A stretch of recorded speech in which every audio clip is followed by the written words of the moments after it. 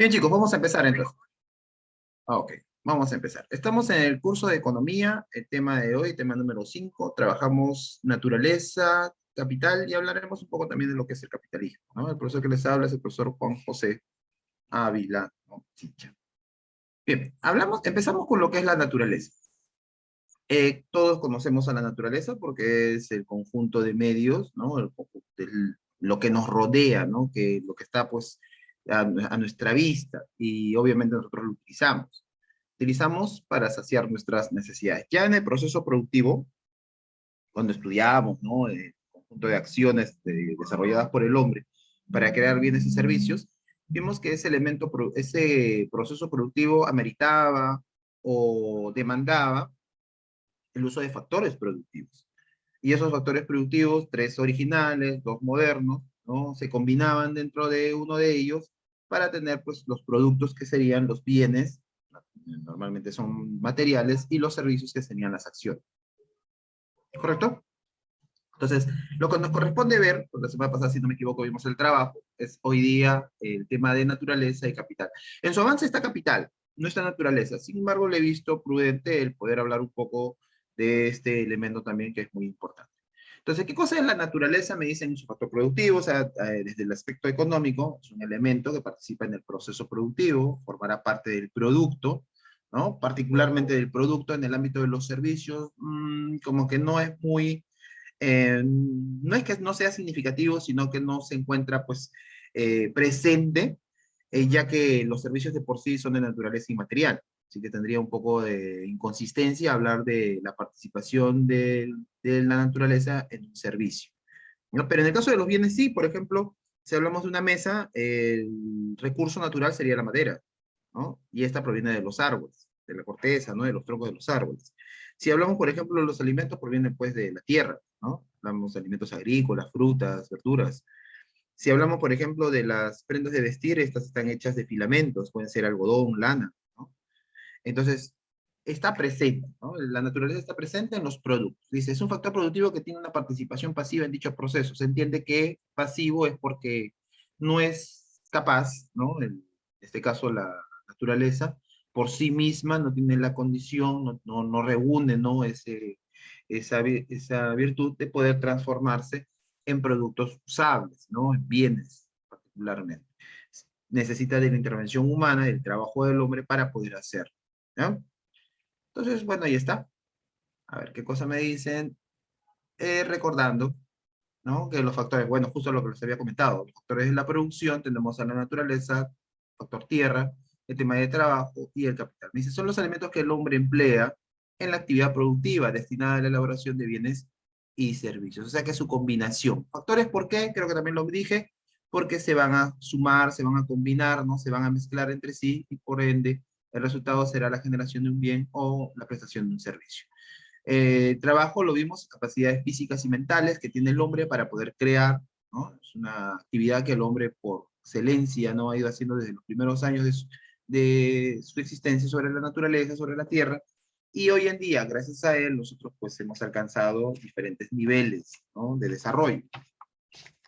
El tema de la naturaleza es el conjunto de recursos que nos rodean, ¿no? Es un conjunto de elementos que nos están rodeando, desde el tiempo, el clima, la misma, ¿no? El área geográfica, que sería pues la tierra, ¿no? El agua. También está ligado, ¿no? A las materias que están, ya sea materias primas, materias brutas, ¿no? Ya sea de características renovables o no renovables, todo aquello que el hombre tenga la susceptibilidad o que tenga la capacidad de poder explotarlo y usarlo. Y el capital es un conjunto de elementos heterogéneos, porque son de diversas índoles, pero que todos tienen en común, facilitan, ¿no? O ayudan en el trabajo que realiza el hombre para la producción de bienes y servicios. ¿Ya? Entonces tenemos al factor tierra, también llamado de esa manera. En economía es un conjunto de recursos naturales que pueden ser utilizados en los procesos productivos, ¿correcto? O sea que forman parte del proceso productivo. Recuerda que el proceso productivo es el conjunto de actividades. O sea, no estamos hablando pues del resultado, sino de la planeación, de la gestión, ¿no? De todo ese conjunto de procedimientos que se van a hacer para combinar, ¿no? Estos recursos y poder tener un producto, ya sea un bien o un servicio. Ese es el proceso productivo. El resultado es la producción. Ahora, si hablamos de la naturaleza, por ejemplo, en función a su permanencia o a su capacidad de renovarse, su capacidad de volverse a crear, los recursos naturales o los elementos de factor tierra podrían ser de características renovables, podrían ser de características no renovables y podrían ser permanentes. Obviamente la economía, ¿no? La economía se centra mucho en el tema de los recursos naturales de características no renovables, puesto que su no renovación, o sea, su no nueva creación, no se pueden volver a crear en condiciones normales o condiciones no apropiadas, entonces ellos se pueden ir agotando a medida que el hombre los vaya utilizando, a medida que se vaya explotando, a medida que se vayan dándole uso, entonces estos recursos, bueno, pues irán desapareciendo de la tierra. Ahora, tampoco hay que tomarlo en cuenta, hay que tomar que nosotros vamos a carecer de ellos inmediatamente, no es así, sino que estos con el tiempo se irán agotando a lo largo de los años en los diversos procesos de consumo. Los renovables, por su propia naturaleza, se pueden volver a crear, la naturaleza se encarga de ello incluso, ¿no? Y los permanentes los tenemos de manera continua. Por ejemplo, los rayos solares, ¿no? Son elementos permanentes, ¿no? Por ejemplo, de la naturaleza del aire, es un elemento permanente, o sea, existe, va a existir, ¿correcto? En el caso de los no renovables, por ejemplo, estarían los minerales, o sea, no se puede crear minerales. En el caso del petróleo, no se puede crear petróleo, ¿no? Muy bien. A ver. El factor naturaleza me dice está constituido por las fuentes naturales que proporcionan la materia prima. La materia prima es un concepto que se usa en el proceso productivo porque se entiende que es, a ver, la palabra materia proviene de madera. Antes se creía por parte de los filósofos que todo estaba creado de madera. Incluso, no sé si ustedes habrán escuchado ese dicho, dice, vamos a ver de qué madera estás hecha, ¿no? O sea, cuál es tu estructura, ¿no? ¿Cuál es tu composición? Entonces los griegos, los filósofos, creían que todo estaba en función a la madera. Y de ahí proviene el término materia, ¿correcto? Viene de madera, materia. Prima porque es la constitución inicial, ¿no? De nuestra estructura, de nuestra forma. Claro que con el tiempo tú, por ejemplo, en química sabes muy bien que, ¿no? Cuando se comienzan a dividir tenemos a los átomos. Entonces me dice, la cual nos proporcionan materia prima, la cual inicia la cadena productiva. O sea, inicia la cadena productiva, es el proceso productivo. Dentro de este factor se encuentran, por ejemplo, las tierras empleadas para la agricultura y la ganadería, la flora y la fauna, los yacimientos mineros, los bosques, la energía proveniente de la naturaleza o fuentes de energía, y todo aquello que el hombre pues pueda utilizar, sea utilizable por la mano del hombre, ¿correcto? O sea, algo que es importante aquí destacar es que la naturaleza son elementos que el hombre va a poder aprovechar, que el hombre va a poder explotar o manejar para su propio bien, ¿no? Para su propio uso. O sea, gracias a este elemento inicial o este elemento primario, nosotros podemos crear los bienes. Es como que yo te pidiera, créame, por ejemplo, una casa, pero no me la vas a crear, no te facilito los ladrillos, por ejemplo, no te facilito la arena o el cemento. O sea, sería imposible crear una casa, ¿no? Como las que nosotros tenemos, sin tener, pues, arena, cemento, o ladrillos, ¿no? O tierra. O sea, es difícil, ¿no? Prácticamente es imposible crear. Entonces, lo que el hombre hace, que son los bienes, particularmente los bienes, los hace en función a la transformación que resulta de la naturaleza. Por eso mismo la naturaleza es un elemento pasivo, porque si no existe la intervención del hombre, no existe la mano del hombre, entonces esta de por sí, no se transforma, esta de por sí no crea valor, ¿no? A pesar de que tiene valor potencial. Otro punto, cuando nos dicen que algo tiene valor potencial, significa que existe la posibilidad de darle ciertas acciones sobre ese elemento, sobre ese recurso, y aprovechar ese valor que tiene. Por ejemplo, la tierra tiene valor potencial, pero si el hombre no interviene en ella, su valor o su utilidad queda ahí. No es, pues, no se materializa, no se logra gozar. Pero si, por ejemplo, la tierra es utilizada para la agricultura o para la minería o para la construcción, entonces el valor potencial se concreta, se materializa. Y por lo tanto yo lo sé porque uno puede sentirse satisfecho o puede satisfacer una necesidad. Por ejemplo, sembrando algo y cosechando, por ejemplo, explotando los minerales, sacándolos de su medio, o por ejemplo, en el caso de construir una casa sobre la tierra. ¿Se dan cuenta? Entonces, por eso es que ustedes van a escuchar mucho, dice, la naturaleza tiene valor potencial. Significa que bajo ciertas condiciones, entonces su valor se va a concretar, ¿no? Su valor va a lograr satisfacer la necesidad de aquel que obviamente le esté aprovechando o aquel que le esté explotando. ¿Ya?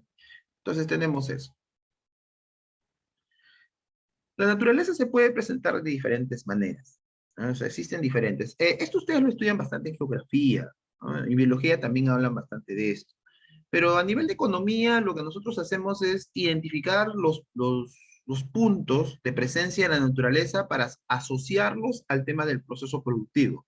Yo no les voy a explicar, pues, ¿no? Acerca, no sé, en geografía, qué cosa ven, pues, las capas de la Tierra, o si hablamos de la atmósfera, ¿no? Que es la parte más alta, donde se genera, pues, la protección contra los rayos solares o los rayos ultravioleta, o hablar del mar, ¿no?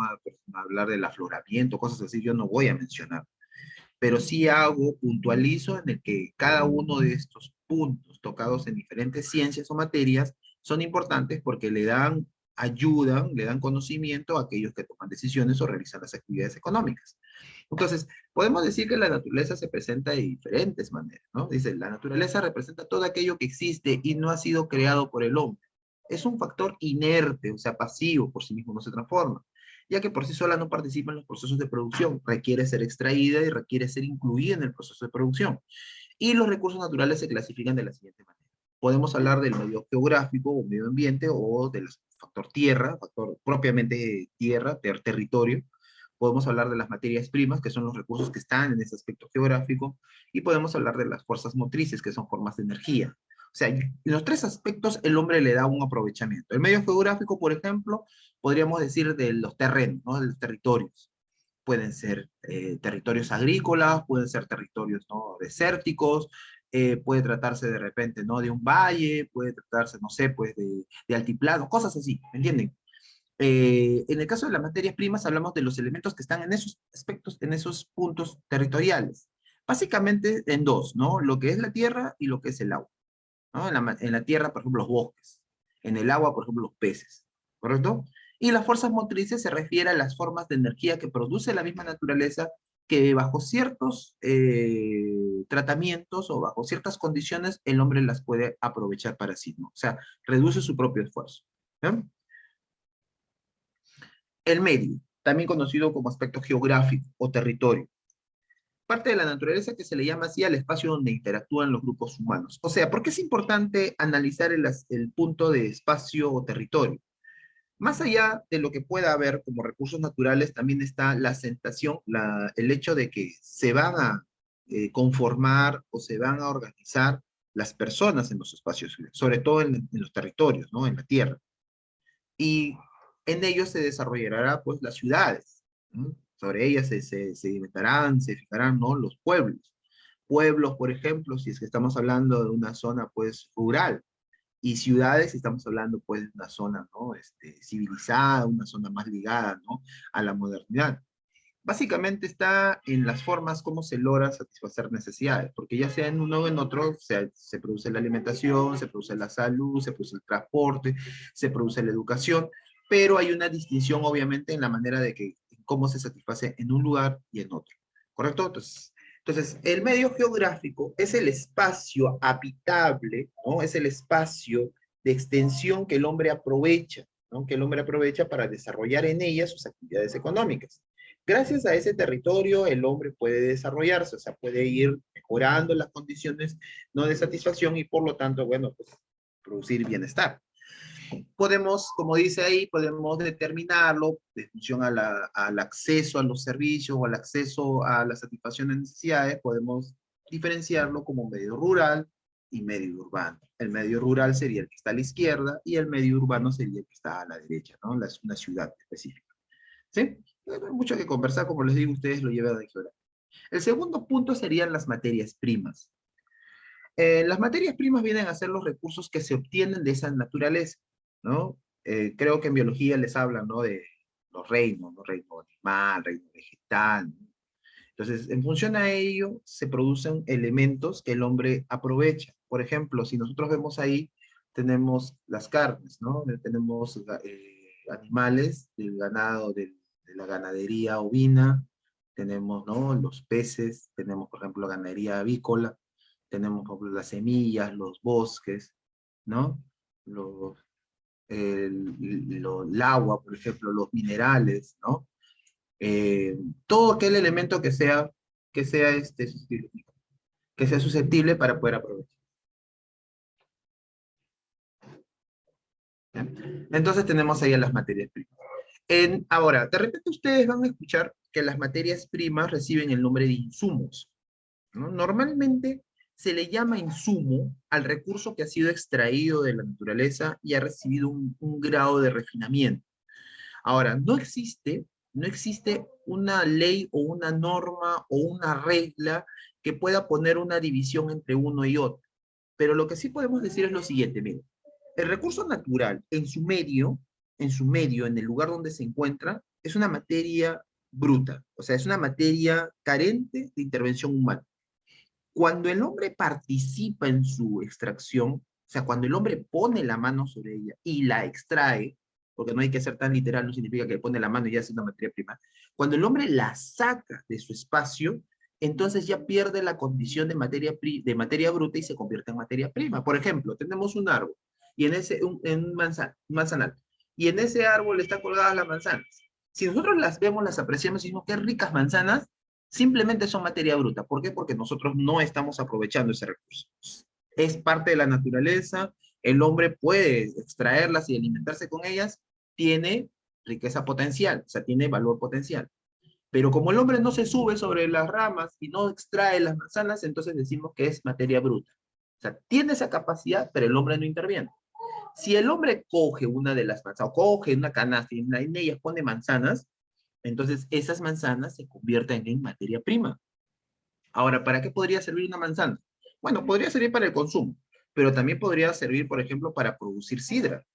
Entonces, si, por ejemplo, esas manzanas son lavadas, esas manzanas se les quita, por ejemplo, no las impurezas que tienen. Y cuando digo son lavadas, no me refiero solamente al agua, sino, pues, por ejemplo, la lavan, ¿no? Con ciertos líquidos que desinfectan o hacen que estas puedan ser consumibles. Entonces, esas manzanas que eran materias primas, por recibir ese tratamiento, se convierten en insumos, puesto que, ¿por qué lo están haciendo? Lo están llevando a un proceso, ¿no? De transformación o de fermentación para convertirlo en sidra. Entonces, es un insumo dentro de la industria, por ejemplo, de licores. Y ese insumo sufrirá un proceso mucho más complejo para convertirse en sidra. ¿Se dan cuenta? O como por ejemplo los árboles, ¿no? Los árboles, madera potencial, pero para hacer madera tiene que ser cortado, tiene que quitarse la corteza, tiene que pasar por compresoras y para que salgan las láminas o las varillas. Entonces, cuando ese tronco ingresa, o el tronco se extrae y se lleva a otro lugar, es materia prima. Cuando se le quita la corteza y se le hace ese procedimiento para tener las tablillas y tener las láminas, entonces se convierte en insumo. Porque las tablillas y las láminas, lo que a veces, por ejemplo, nosotros conocemos como triple A, eso participa del proceso industrial de muebles. O sea, poder convertirlo en un ropero, en una mesa, en un escritorio, en una cama, en aquello pues que el hombre puede utilizar. ¿Entienden? Entonces, sí hay una diferencia entre materia prima e insumo, pero la diferencia es mínima. Y obviamente, cuando el destino de la materia está ligado a un proceso de transformación, entonces yo podría decir con mucha tranquilidad que estoy frente a un insumo. Pero si la materia no atraviesa procesos, entonces se quedaría como materia prima y pasaría directamente al consumo. ¿Podría dar un ejemplo? Por supuesto. Por ejemplo, para una mamá que va a cocinar, va a hacer la comida, ¿no? Y nosotros hablamos, por ejemplo, que de repente vende sus menús, entonces el pescado, por ejemplo, ¿no? El retirarlo, ¿no? Que lo hayan pescado y que lo compren de mercado y que le quite las vísceras y los seccione, es una materia prima. Pero como no recibe un refinamiento, no hay un proceso así complejo, entonces termina siendo materia prima para directamente ser consumo. ¿Correcto? Entonces todo está en función al proceso, tanto en su parte simple como en su parte compleja. Muy bien. Aquí tenemos entonces las materias primas de las diferentes orígenes, ¿no? Creo que eso le enseñan en el colegio, ¿no? De origen animal, de origen vegetal y de origen mineral. De origen animal, como tú ves en la parte superior, de origen vegetal, ¿no? Todos estos son semillas, un árbol, ¿no? El agua misma. Y de origen mineral, la plata, el oro, ¿no? ¿Y esto qué será? Pues esto debe ser el cobre, seguro, ¿no? ¿Ok? Sí, hasta este punto se ha entendido. Hasta este punto solamente estamos hablando de naturaleza, pero ¿cómo vamos? ¿Mm? ¿Sí? ¿Los escucho? ¿Cómo vamos? Bueno, debo suponer que vamos bien, porque no me dicen nada. Ok, tenemos la aplicación de la materia prima, fibras, el vidrio, ¿no? Las cerámicas, el plástico en sí, metales. Ustedes saben que cada uno de estos son materias que luego van a ser, van a participar en bienes, ¿no? Más complejos. La madera, por ejemplo, con un cucharón, podría ser en una mesa, una silla, en casas, ¿no? En techos. Incluso dentro de la misma madera hay tipos, ¿no? Y hay usos. Entonces hay diferentes tipos y diferentes usos, ¿no? En la industria del plástico, por ejemplo, el plástico se utiliza para poder hacer recipientes, el plástico se utiliza, por ejemplo, para poder hacer las conexiones eléctricas, ¿no? Los tomacorrientes o los interruptores. Un plástico, si bien es cierto, es un aislante, pero de repente podría ser mucho mejor aislante que otro plástico.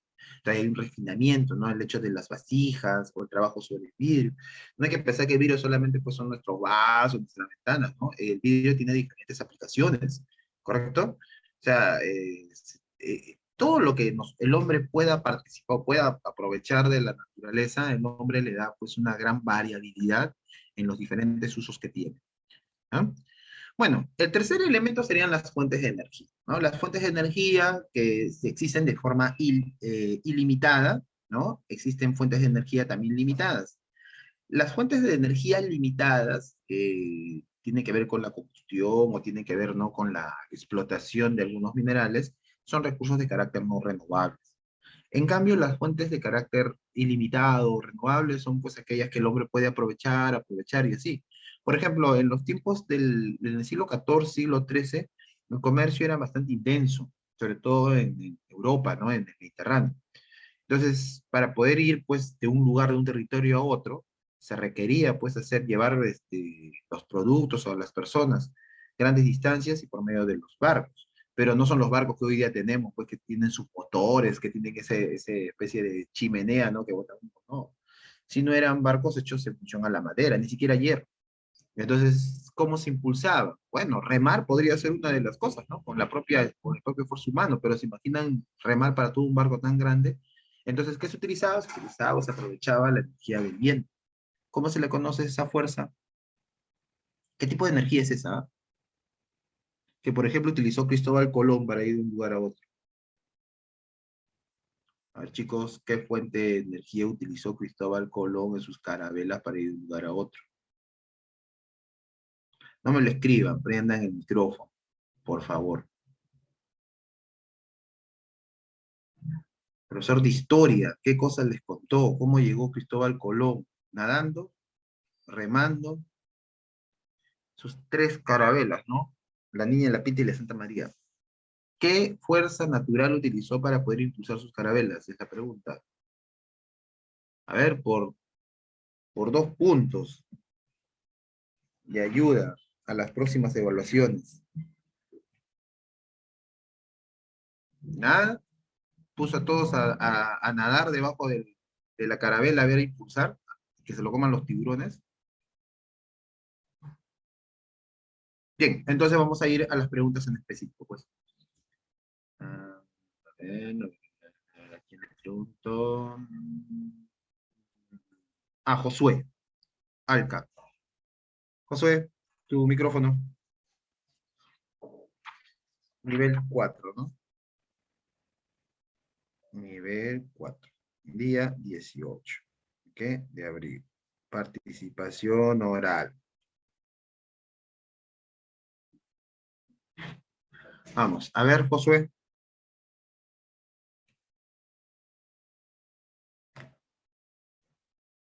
Y Josué no está. Edith, ¿te has dado cuenta que Josué está apuntando hacia el techo? pero no sé si está José. Mi profesor ya se le comunicó a su apoderado. Mm, Josué, ¿puedes contestar. enfocar bien, por favor? Sí, es otro tema también eso, ¿ah? A veces ustedes cuando enfocan, enfocan así. Ahí. Y por ejemplo, yo ahí estoy jugando Michi. Jugando Michi. Claro, tú no lo sabes, jugando Michi. La idea es que nosotros, pues, dime, Profesor, le contestó, Josué le contestó. mm, ¿Alguna pregunta? no, ahorita justo lo estaba llamando, pues, por eso te indico. Tatiana, Las carabelas se movían por velas, claro, ¿y qué empujaba las velas? el viento. El viento. Ahora, según test nivel 4, por favor, ¿me pueden decir qué tipo de energía es la que proviene o la que se aprovecha de los vientos? ¿Cómo se le considera ese tipo de energía? ¿Mm? Eólica. Eólica, pues, es una energía eólica, ¿no? Es una energía de tipo eólica. Sí, aquí me están poniendo también eólica. Pero como les digo, no sé ya la verdad cómo explicarse. El uso de los dispositivos, o sea, escribirlo está bien, pero si yo tengo el micrófono, nada me cuesta tener el micrófono y porque yo a veces cuando estoy con la clase y en la explicación, la verdad es que omito un poco el tema del chat. Si no tendría que regresar al chat, tendría que estar en la clase, tendría que estar viendo la lista, es un entrampado. Sí, es correcto, la energía eólica. Hay diferentes tipos de energía que el hombre aprovecha. La hidráulica, la energía de biomasa, la energía geotérmica. Por ejemplo, la energía geotérmica es la energía que proviene de la parte externa, ¿no? De lo que vendría a ser pues, la presión, los gases, por ejemplo. La energía eólica, la energía de los vientos, la energía solar, que hoy en día pues, se utiliza bastante, ¿no? Sobre todo en las zonas desérticas. Eh, También tenemos la energía de carácter no renovable. La energía, por ejemplo, producto del consumo del petróleo, ¿no? El petróleo, ¿el hombre puede crear petróleo, sí o no? ¿Puede o no puede crear petróleo? ¿Se puede crear petróleo? ¿Existe la capacidad del hombre de poder crear petróleo? ¿Qué dicen? No. Existe la teoría, ¿no? Existe el conocimiento. O sea, ¿se puede crear petróleo? Sí, pero no las condiciones. El petróleo se crea bajo sedimentación. Y hay dos factores más para el petróleo. El tema del tiempo y el tema de la presión. Combinación de ellos tres se forma petróleo, pero se necesita tiempo. ¿Cuánto? Por lo menos unos miles de millones de años. Entonces, por ende, no se puede crear petróleo. El carbón se puede crear, tendrías que comenzar a deforestar y a quemar bosques, no renovable. Gas, ¿no? Tampoco. Nuclear, claro. Lo que pasa es que a nivel del control que se hace sobre las reacciones nucleares, ya sean las reacciones de fusión o de fisión, entonces es muy complejo, es una energía de carácter no renovable también. ¿Ya? Entonces, a ver, tres aspectos a considerar en cuanto a la naturaleza, ¿no? Tres aspectos. El primero está en función a el medio, ¿no? Y eso incluye también los climas. O sea, existe una variación, ¿no? En el planeta de climas. Climas tropicales, climas áridos, climas ¿no? Secos, climas húmedos y así, ¿no? Y obviamente en cada clima se aprovecha para desempeñar una actividad en especial, ¿no? Por ejemplo, en el norte, en Estados Unidos, se aprovecha bastante el clima para la producción de trigo, ¿no? Y otro es Ucrania, pero ahorita Ucrania está en guerra, pues. Entonces, sus tiempos, sus climas son propicios para precisamente en sus grandes extensiones desarrollar actividades, ¿no? Agrícolas de este tipo. Lo otro sería las materias, ¿no? Las materias que existen en la naturaleza, materias primas, materias brutas, materias primas, ¿no? Que lo que con intervención humana se convierte en insumo y en producto final. Y por último están las fuerzas de energía, ¿no? O sea, están las fuerzas motrices. Diferentes tipos de fuerzas, ¿no? La fuerza pluvial, la fluvial, la eólica, la térmica, la nuclear, entre otros. ¿Ya? ¿Qué cosa es lo que vemos en la pantalla? ¿Qué es lo que estamos viendo en la pantalla? A ver, ¿qué es eso? ¿Cómo se le conoce a eso, ah? Contaminación. Contaminación. Es la contaminación. La contaminación puede ser de diferentes naturalezas, o sea, de diferentes formas. Puede ser una contaminación física, ¿no? Hablamos de basura, material, ¿no? Eh, basura física. Puede ser una contaminación líquida, normalmente esto pasa en los ríos. Una contaminación gaseosa, por ejemplo, para la atmósfera. Ya sea uno u otro, al final afectan la naturaleza y al ecosistema. O sea, esa relación que tienen los individuos dentro de la naturaleza, ¿no? Esa conexión, ese lazo, esa cadena incluso que se tiene, porque hay una cadena alimenticia que se ve afectada, que hace, ¿no? Que el hombre pues tenga no pueda aprovechar como se merece, ¿no? Los recursos naturales y por lo tanto haya una limitación en la satisfacción. Y tenemos ahí también a la contaminación de tipo sonora, ¿no? O sea, hay una contaminación hacia la naturaleza, ¿no? Y hacia el ser humano sobre todo, ¿no? De tipo, pues, auditiva. O sea, al final contaminación significa, pues, dañar los recursos que están a nuestro alrededor, ¿no? Y no poder aprovecharlos a futuro. El hombre ha ido dañando, ha ido contaminando con grandes cantidades de dióxido de carbono, ha ido arrojando desperdicios. Las empresas grandes, las empresas textiles, las empresas mineras, las empresas, los laboratorios, ¿no? Todos vierten sus componentes sus residuos a los ríos. Hay normas que previenen eso, que buscan que se adecúen los procesos productivos, pero ameritan costos. Entonces, ¿qué hacen las empresas? Bueno, pues se evaden los costos y hacen lo más fácil, ¿no? Arrojan su basura. Hay empresas ligadas, ¿no? Al recojo de estos elementos sólidos o elementos líquidos o gaseosos incluso, para que luego puedan ser llevados a lugares especiales, acondicionados, y que luego pues no se puedan eliminar. En algunos casos incluso hasta se pueden reciclar o se pueden aprovechar, ¿no? Hay, por ejemplo, lugares donde se hacen grandes pozos, se arroja la basura, se tapa como rellenos y luego de esto se emiten gases. Esos gases son aprovechados precisamente por la industria para generar electricidad. ¿Sí? Entonces tenemos todo eso. Bien, la naturaleza entonces creo que está bastante bien aprendida. ¿Hay alguna pregunta sobre naturaleza?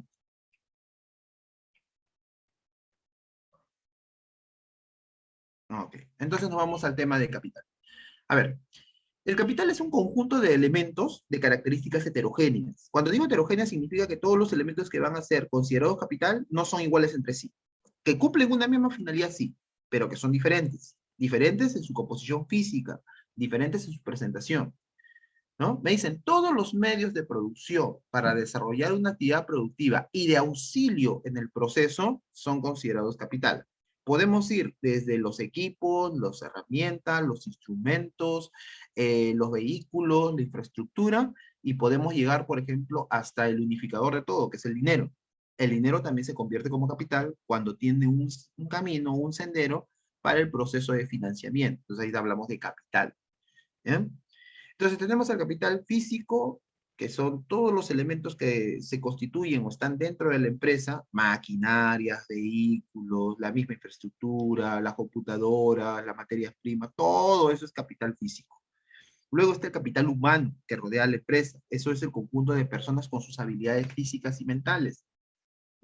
Por ejemplo, desde los obreros, operarios, ¿no? Hasta la gerencia, hasta los que van a tomar decisiones, son parte del capital humano. Las empresas invierten en su capital humano dando capacitaciones o especializaciones para que sus trabajadores puedan ser más productivos. Y el tercero sería el capital financiero. Puede ser un capital propio o puede ser un capital de terceros. Capital propio es cuando, bueno, pues uno hace ahorro y producto de su ahorro lo destina a una actividad productiva. Entonces se convierte en capital. Y si es un tercero, bueno, es el endeudamiento, ¿no? Los préstamos. Los préstamos para las actividades productivas, bueno, pues son un sustento, ¿no? En la formación, por ejemplo, de las empresas. Entonces, este es un enfoque, ¿no? Según la forma y según el destino del capital. Dicen, el capital está constituido por los elementos físicos que resultan de las actividades productivas. Los elementos físicos, ¿no? Como son los bienes, ¿no? Que son utilizados en diferentes procesos productivos. Se trata de bienes ya producidos, que a su vez son factores que sirven para producir otros bienes, como las máquinas, por ejemplo, ¿no? Ejemplo, las maquinarias, la misma infraestructura, la materia prima. Hace tiempo, cuando vimos este tema de bienes de capital, les mencioné un detalle.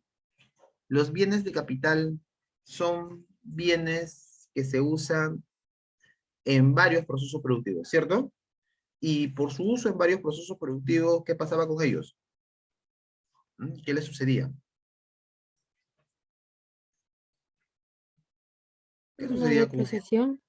Se depreciaba, ¿no? Se depreciaba. La depreciación es el desgaste. Mira, entiende la depreciación como el valor que va perdiendo una máquina al momento de ser usada.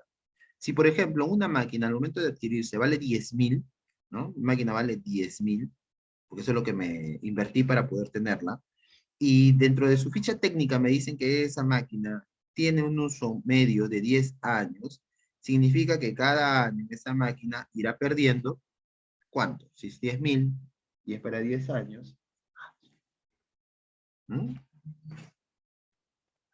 ¿Cuánto? ¿Cuánto irá perdiendo? Si la máquina me cuesta 10.000 y me dicen que va a durar, o sea, su tiempo promedio de vida es de 10 años, entonces cada año, ¿cuánto perdería cuantitativamente? 10.000 entre 10 me da 1.000. Eso significa que por cada año de uso, entonces debería reservar, debería guardar, debería retener de mis ingresos 1.000, ¿no? Entonces, cada año 1.000. Al 10º año, debo tener los 10.000, que es el valor de la maquinaria en el uso de los diferentes años para su proceso productivo. Ahora, ¿para qué me sirven esos 10.000? Para poder comprarme otra máquina con las mismas o mejores características o reponerla, ¿no? O en todo caso, pues, darle una repotenciación a esto. Lo normal es adquirir otra maquinaria, ¿ya? Entonces, esa reserva que uno guarda precisamente para prevenir, ¿no? El desgaste o el dejar de usar una maquinaria o un elemento de capital, se le conoce como depreciación. Las máquinas se deprecian, las computadoras se deprecian, los vehículos se deprecian, la infraestructura se deprecia, todo se deprecia, excepto ¿qué? ¿Qué cosa no se deprecia? Los terrenos. ¿Los terrenos se deprecian? Respuesta, no. Los terrenos no pierden valor. Los terrenos ganan valor. Es una acción opuesta a la depreciación. A eso se le conoce como amortización. O sea, el aumento del valor de los terrenos, sobre todo los terrenos que son para vivienda, reciben este concepto, porque se entiende que a medida que va pasando el tiempo y a medida que se va habitando, ¿no? Los diferentes lugares se va urbanizando, se va volviendo más comercial, entonces el terreno va a tener un valor mucho mayor, ¿no? Antes, por ejemplo, los terrenos en el distrito del Agustino no eran muy costosos, pero hoy en día, ¿no? Bueno, pues por la gran cantidad de actividades económicas, por el comercio que se hace en ellas, por los accesos que se puedan tener, entonces obviamente pues un terreno en el Agustino está mucho más valorizado de lo que era de repente hace unos 10 o 20 años atrás. Entonces, ¿qué pasó? No se depreció, se amortizó. Profesor, ¿y los terrenos agrícolas también se amortizan? En el caso de los terrenos agrícolas y los terrenos para la actividad minera, ellos reciben también un proceso de depreciación. Lo que pasa es que aquí hay un proceso de depreciación especial, ¿ya?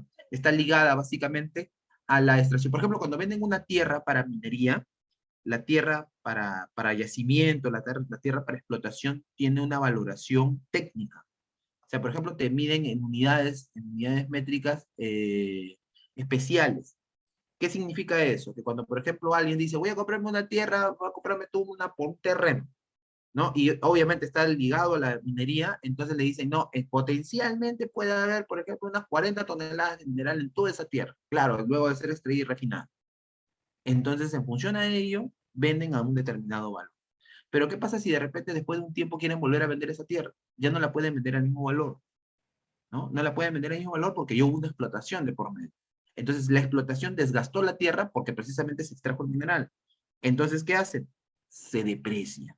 Por eso te digo que es un tratamiento especial, ¿no? Entonces, hay actividades productivas especiales y hay tratamientos especiales, por ejemplo, en el tema de la depreciación o de la amortización. ¿Correcto? Bien, lo que estamos viendo en la pantalla es el capital bajo las nociones del enfoque socialista y el enfoque capitalista. A lo largo del tiempo se ha querido explicar la participación del capital en las actividades productivas. Algunos lo defienden, otros lo rechazan. No están diciendo que el capital sea malo, sino rechazan a los propietarios, no rechazan la forma como se maneja el capital.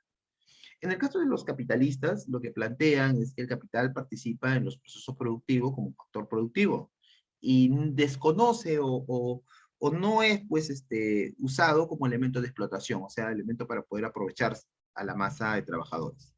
Por el otro lado está el concepto socialista, ¿no? O sea, aquellos que ven al capital también como un elemento válido, un elemento útil, pero que cayendo en manos inapropiadas puede convertirse en una herramienta de explotación. ¿En quiénes caen? Hay en aquellos que se han acentuado como clases, ¿no?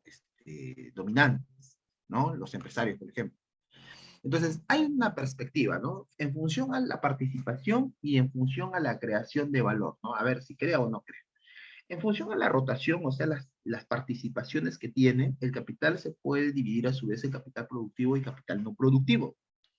El capital productivo, su mismo nombre lo dice, sirve para producir. El capital no productivo no sirve para producir, pero eso no significa que no tenga esa potencialidad. Ahora, ¿por qué? Porque resulta que en un proceso productivo no participa. Por ejemplo, yo puedo tener un edificio, ¿no? Un edificio de varios pisos, unos 4 o 5 pisos, y de repente utilizar los 2 primeros para mis actividades productivas, ¿no? Utilizo para mis almacenes, para poner mis máquinas, mis operarios, mis oficinas y todo lo demás, dos primeros pisos. Pero me estarían quedando otros 3. Entonces los otros 3 yo no los voy a usar, pues, porque no los necesito, porque yo ya estoy dándole uso a los 2 primeros, sería improductivo utilizar los 3 que restan. Eso no significa que no me puedan generar ingresos. Sí, claro, porque es un edificio. Y ese edificio tiene un espacio y puede ser habitado. Ah, entonces lo puedo alquilar. Entonces, el alquilar un edificio, parte de un edificio, ya no sería participación productiva porque no me sirve para producir, no estoy produciendo. En los 2 primeros pisos sí, pero en el tercero, cuarto y quinto no. Entonces yo podría decir que ese edificio o ese capital no me sirve para producir, sin embargo, me puede generar ingresos a través de los alquileres. Entonces, el capital no productivo no participa del proceso de producción, pero a pesar de ello genera ingresos. Se le conoce como capital lucrativo. ¿Ya? Capital que no participa, pero genera ingresos, es capital lucrativo. Ahora, el capital productivo, que como su nombre lo dice, participa en el proceso productivo, a su vez se puede dividir en capital fijo y capital circulante. El capital fijo es aquel capital que, como su nombre mismo lo dice, se mantiene permanentemente dentro de los procesos. Por ejemplo, si nosotros tenemos una empresa dedicada a las confecciones, o sea, una empresa textil, capital fijo serían las instalaciones que se tienen para tener las máquinas y el personal que está confeccionando. Y también serían las máquinas remalladoras, las de coser, las cortadoras y todo eso. ¿Por qué? Porque estas son capital, ya que auxilian en el proceso y además sirven para varios procesos. Entonces, o sea que el capital fijo, entonces el profesor se desgasta, sí. Y usted dijo hace un momento, y también me lo dijo mi compañero, el capital que se desgasta se le conoce como depreciación. Entonces podría decir lo siguiente, que el capital fijo es el capital que sufre el proceso de depreciación y el análisis es correcto. La máquina, la herramienta, los vehículos y los edificios sufren de depreciación por su uso en el tiempo. Entonces se deprecian. Pero como son capital fijo, entonces yo debo entender que el capital fijo se deprecia. En cambio, el capital circulante es un capital que va y viene, va y viene. Ahora, no es el mismo capital, ¿eh? Mucho cuidado. Por ejemplo, la tela que se utiliza en las confecciones. La tela es, bueno, un elemento que va y viene dentro de los procesos. O sea, uno compra tela, transforma la tela, la confección, depende del producto que es la prenda. Pero si yo continúo, porque es lo ideal continuar en ese proceso, entonces tendré que adquirir nuevamente tela. Y la tela irá al proceso de confecciones para convertirlo en prenda. Entonces, ¿qué es lo que está pasando? Que las materias primas, por ejemplo, los insumos, son capital circulante porque sí es cierto, sirven para producir, pero solamente pueden participar en un proceso. ¿Correcto? El caso de la fuerza de trabajo, el trabajo, también es capital circulante. ¿Por qué, profesor? Porque cuando yo le pago a un trabajador, le pago por el trabajo que hizo, ¿no? Por ejemplo, a un obrero le pago por 7 días de trabajo, ¿no? ¿Por qué? Porque trabajó. ¿Y qué pasa si no trabaja? No le pago, pues. Entonces, si el trabajador quiere que le vuelva a pagar, tendrá que volver a trabajar. Y así, por eso es que se firman contratos, ¿no? Contratos por un tiempo para no estar preguntando todas las semanas al trabajador, ¿te gustaría trabajar esta semana?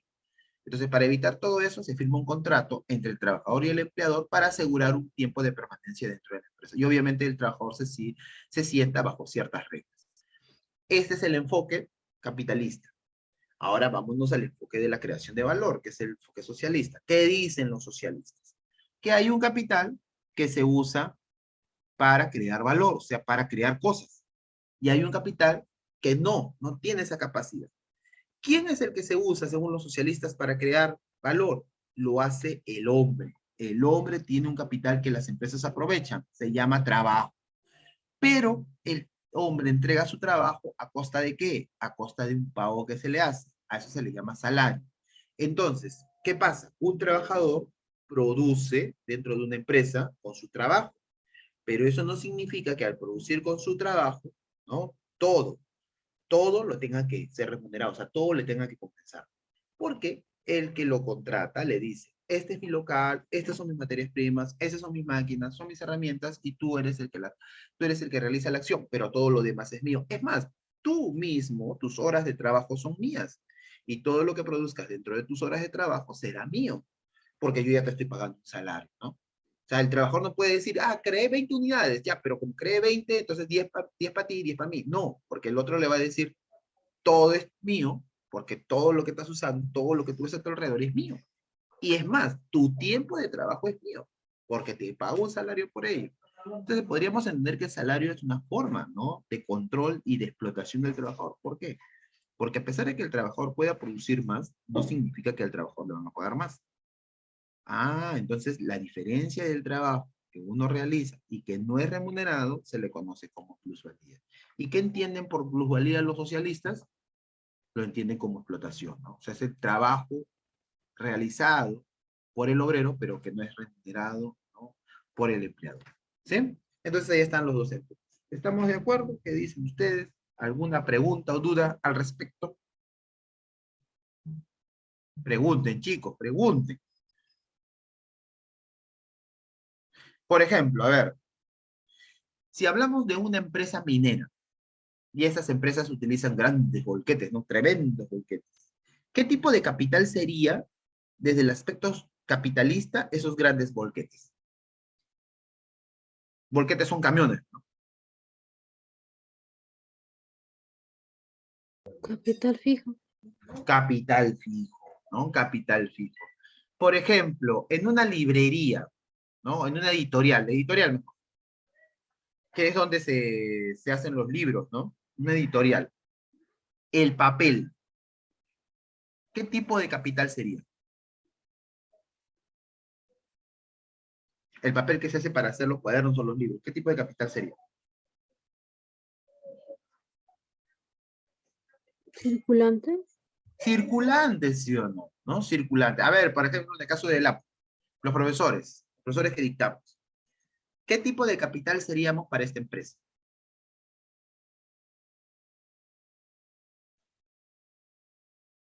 ¿Mm? Los Fijo. profesores.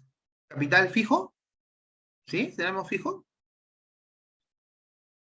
Somos circulante, porque nuestra fuerza de trabajo, nuestras capacidades intelectuales solamente serán destinadas si nos pagan.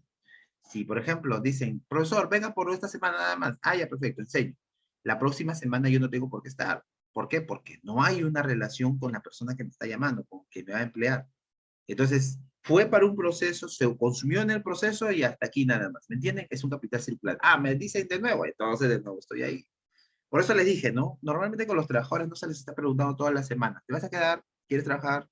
Si no, se les hace firmar un contrato. Un contrato es un acuerdo de dos o más partes donde las voluntades se van a unificar.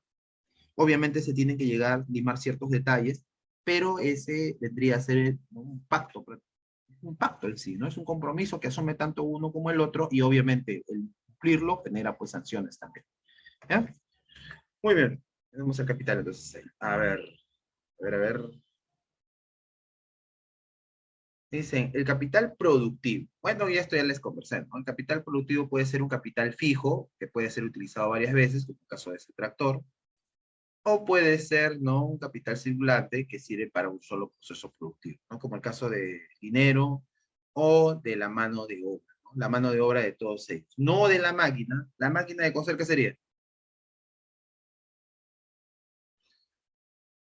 La máquina de coser sería, ¿qué sería la máquina de coser?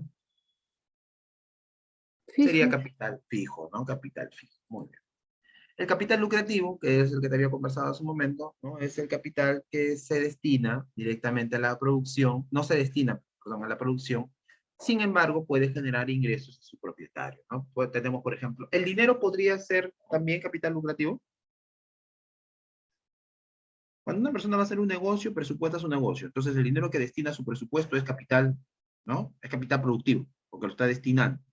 Si es para obtención de repente de maquinarias o de equipos, es capital fijo. Si lo hace para pagar salarios, es capital circular. ¿Correcto? Ya, pero el dinero podría ser capital lucrativo.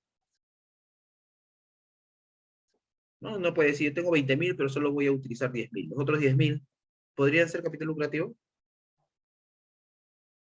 A ver, ¿qué piensan ustedes?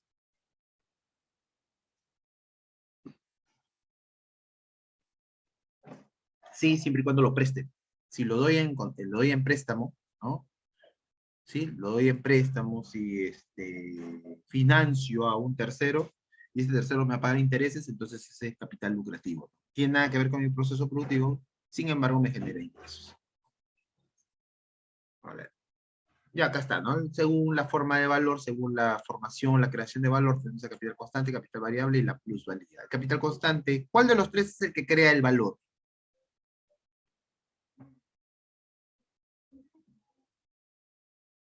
¿Cuál de los tres es el que crea valor? Es el capital variable. ¿Cuál de los tres sería la parte no remunerada, la parte no pagada, del valor que crea? Plusvalía. Es la plusvalía, ¿no? ¿Y cuál de ellos es incapaz de crear valor? Constante.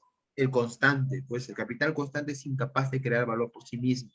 No estoy diciendo que no lo tenga, mucho cuidado, no voy a pensar, el capital constante no tiene valor. No, la maquinaria tiene valor, pero es incapaz de crear valor.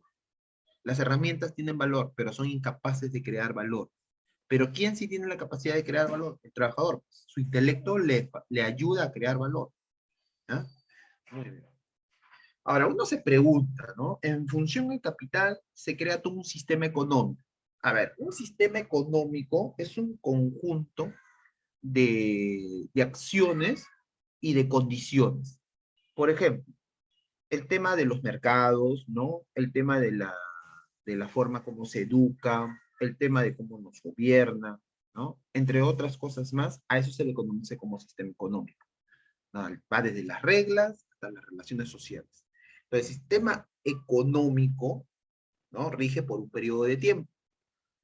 Hay diferentes sistemas económicos que han ido atravesando la historia humana. Por ejemplo, ha habido un sistema económico, sistema productivo de carácter comunitario, lo que nosotros conocemos como comunidad primitiva o comunidad humana. Si bien es cierto, algunos censuran porque dicen que propiamente no hay un sistema o no hay un conjunto de reglas, bueno, pues al final y al cabo le sirvió al hombre para poder existir y poder pasar el tiempo. Luego se da el sistema económico esclavista. ¿Por qué? Porque la base era el esclavo.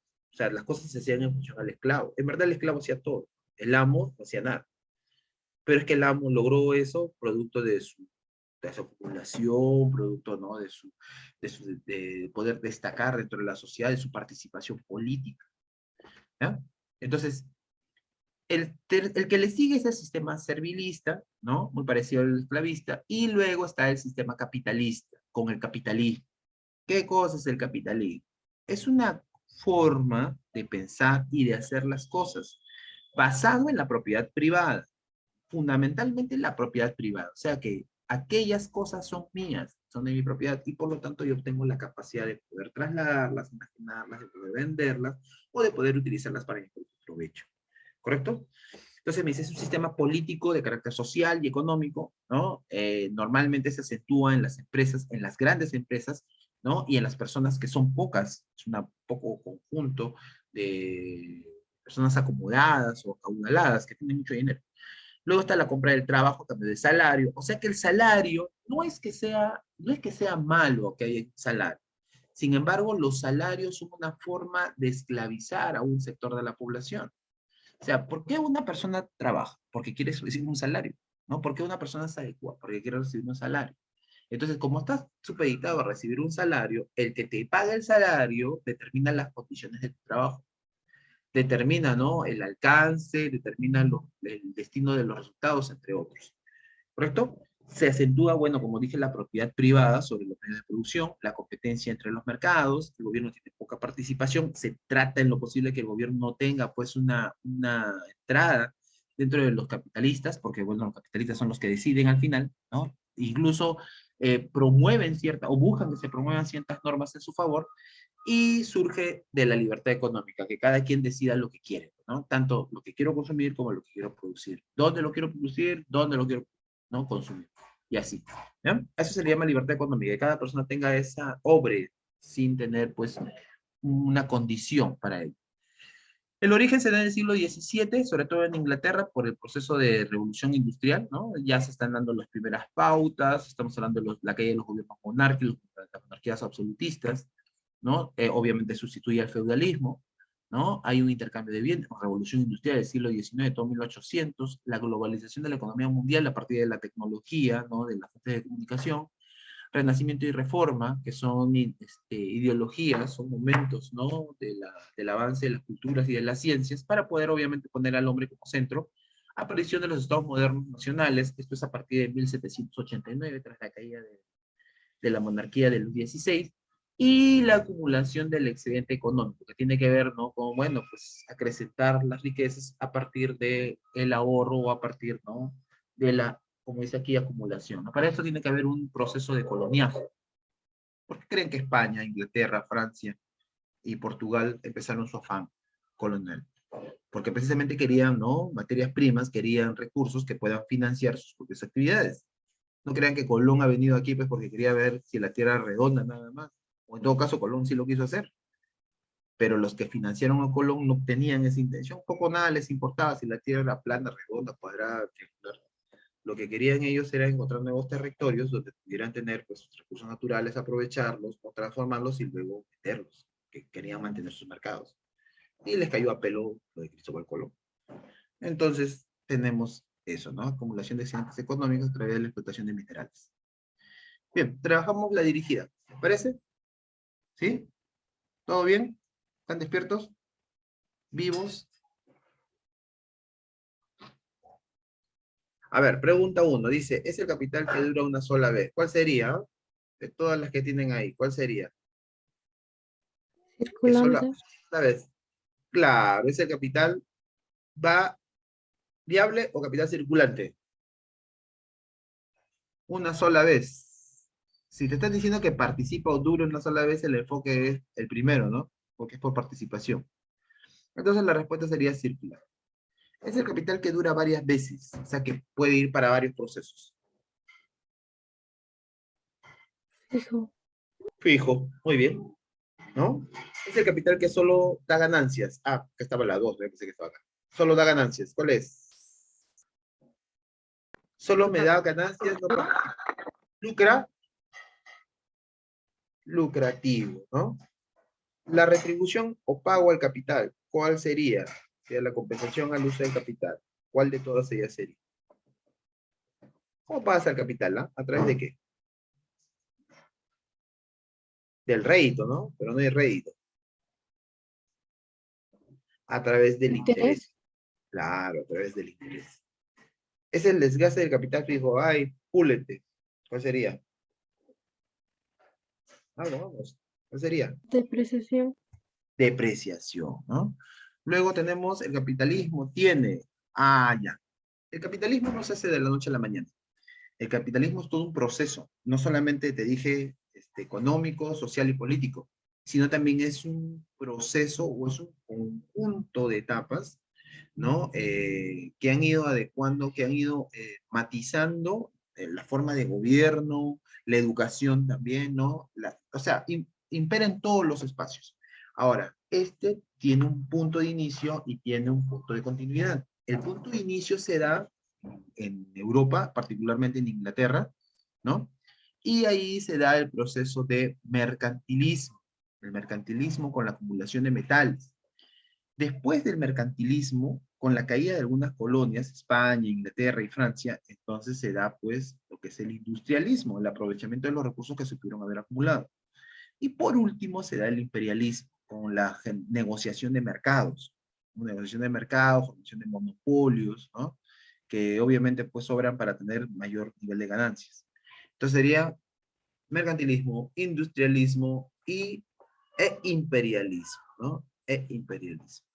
Entonces, ¿cuántas dicen? Si no me equivoco, ¿cuántas etapas tiene? La respuesta es 3. 3, ¿no? Son 3 etapas. Capitalismo donde predominan las transnacionales, donde hay más empresas de diferentes nacionalidades en territorios que no son los suyos.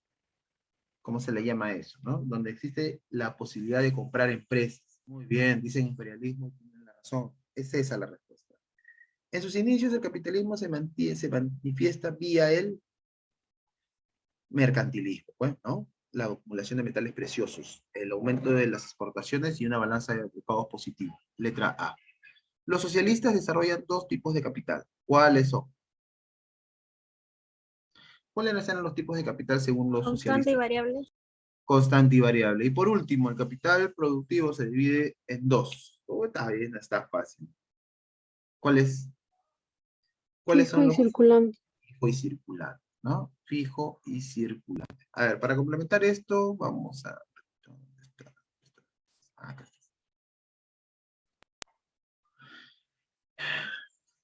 A ver, vamos a partir con ustedes. A ver, empecemos con este. Ah, acá está. Ya, atentos, por favor.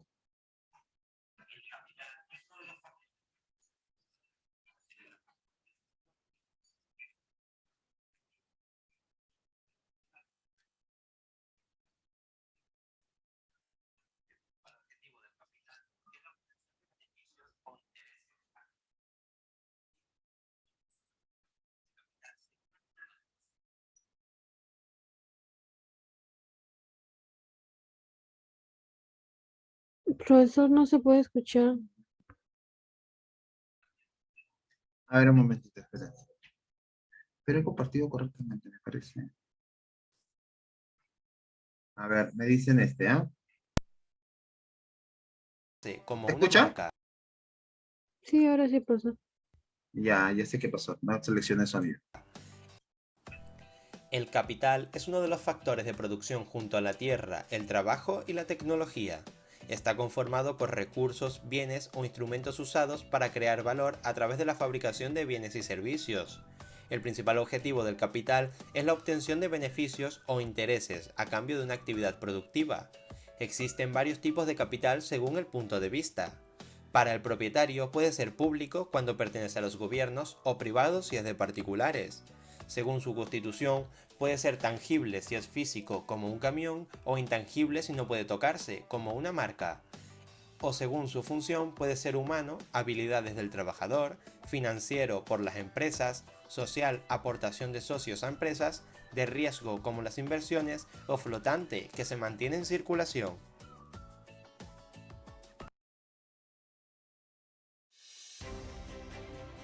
Mi nombre es Nicolás Ya, chicos, un momentito, espérense, me faltó ahí algo. Vázquez.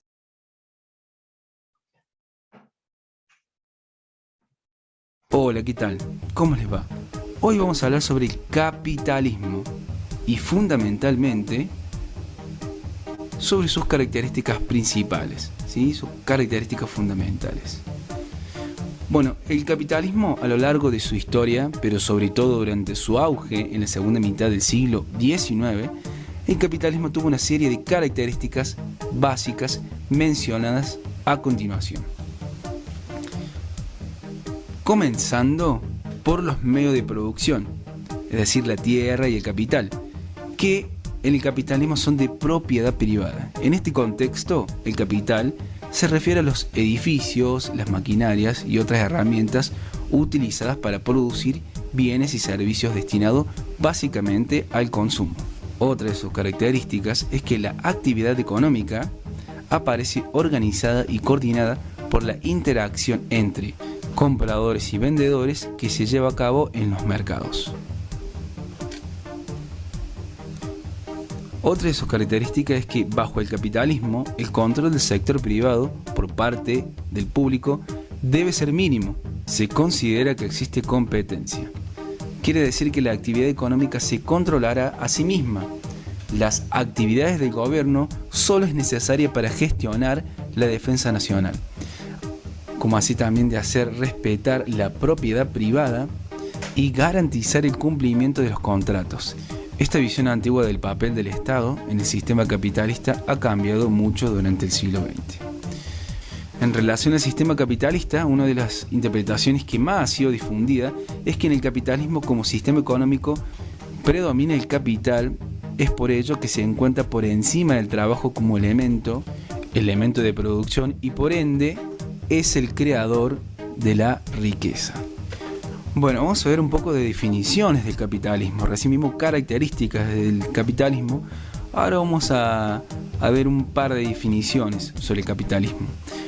Primera definición, es el régimen económico en el cual los medios de producción son privados y se encuentran bajo el mando de titulares. Entiende con ello la construcción de un régimen de bienes de capital industrial basado en la propiedad privada. Vamos con la segunda definición. Nos dice que es la estructura económica en que los recursos de la producción operan principalmente a favor del beneficio y en que los intereses directivos se organizan empresarialmente en función de las inversiones de capital y hacia la constante competencia por los mercados de consumos y los trabajos asalariados. Bueno, vamos con la tercera definición. Nos dice que es el orden económico en el que predomina el capital sobre el trabajo como elemento de producción y creación de riqueza. Existe que dicho fenómeno se considera como causa o consecuencia del control sobre las técnicas de producción por parte de quienes tienen el primer factor, es decir, el capital. Bueno, para concluir y a modo de reflexión, vamos a ver cuál es el problema fundamental del capitalismo. Lo que debe resolver es el problema del abastecimiento social, de manera óptima y garantizando principios de equidad, igualdad y justicia, en un entorno de competencia e individualismo con el fin de garantizar el bienestar de todos los integrantes de la sociedad que convivan bajo el sistema. Los grandes del capitalismo se relacionan con la búsqueda excesiva por el lucro, también una disputa por materias primas y recursos naturales, así como el incremento de un pensamiento individualista. Bueno, eso es todo por hoy. Los invitamos a que visiten nuestro canal. Allí encontrarán más información.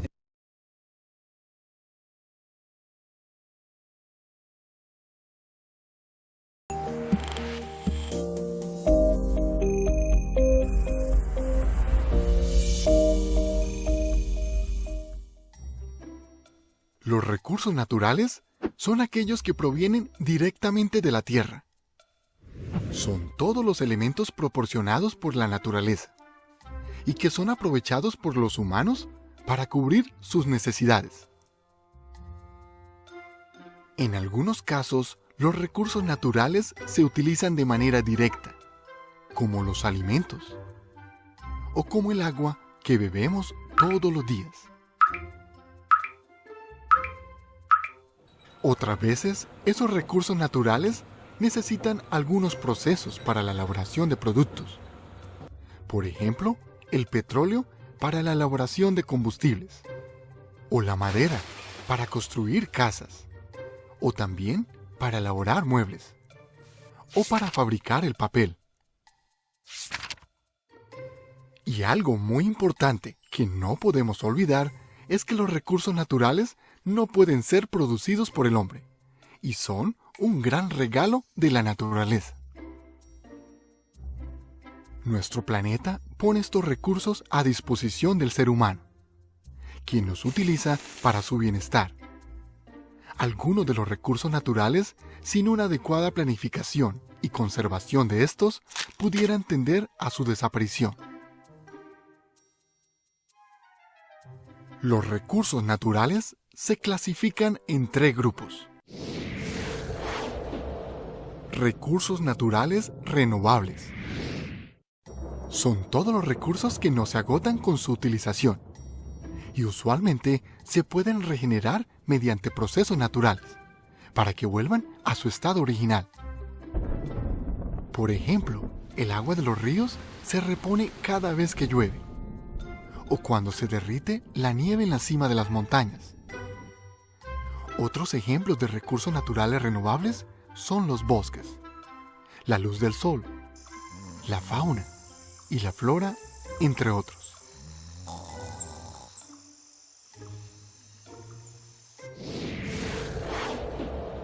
Recursos naturales no renovables. Son todos los recursos naturales que no se renuevan por sí solos.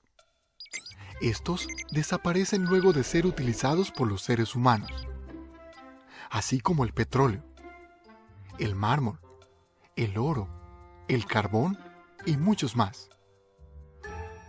El problema con la extracción no controlada de este tipo de recursos naturales es la contaminación de los ríos, el aire, el suelo y muchas veces también alteran el ecosistema, afectando la flora y fauna de un lugar.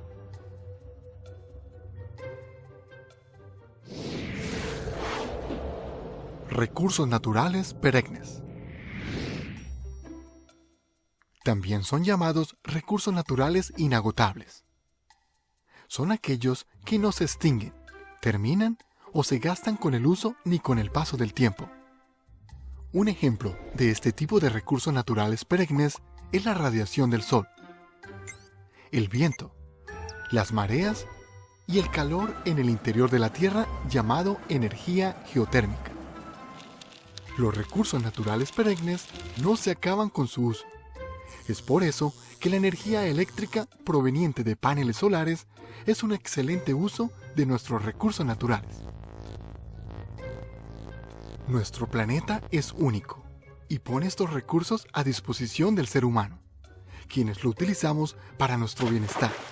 Por eso es muy importante cuidarlos haciendo un consumo responsable, ahorrando agua, apagando las luces cuando no se usan, usando el transporte público y también practicando actividades como el turismo sostenible. Si te gustó nuestro video, Bien, con la información que les acabo de brindar, ¿no? Y obviamente con el complemento que les acabo de mostrar, entonces creo que estaríamos cumpliendo con lo de la clase. No sé si habrá alguna pregunta con respecto a lo que hemos avanzado el día de hoy.